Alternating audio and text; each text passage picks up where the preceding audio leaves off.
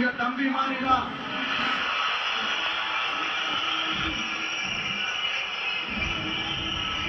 அப்படிதான் நான் உணர்றேன். நீங்களும் என்ன அப்படி நினைச்சதுனாலதான் சினிமாவுல எனக்கு ஒரு மிகப்பெரிய ஒரு இடத்த ஒண்ணு கொடுத்தீங்க. அதையெல்லாம் விட்டுட்டு உங்களுக்காக நன்றி கடன் செலுத்துறதுக்காக அரசியலுக்கு வந்த உங்க விஜய, இந்த விஜய, நீ வா விஜய், நாங்களா இருக்கோம், பாத்துக்கிறோம். விஜய் தம்பி நீ வா, நாங்க இருக்கோம். விஜய் தம்பி நீ வா, நாங்க இருக்கோம். அடா நீ வாடா, நாங்களா இருக்கோம். நண்பா நீ வா நண்பா, நாங்களா இருக்கோம் சொல்லி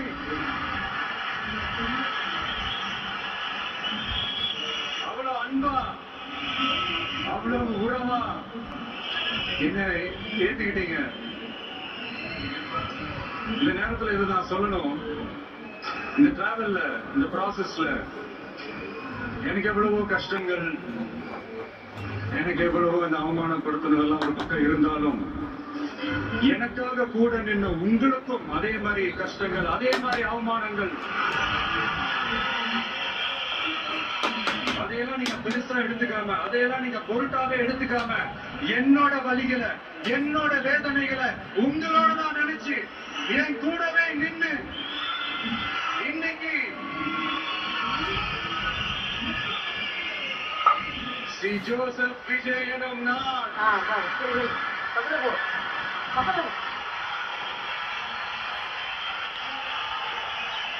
அதை உண்மையாக்கி இருக்கிறீங்க. உண்மையிலே என்ன சொல்றதுன்னு எனக்கு தெரியல.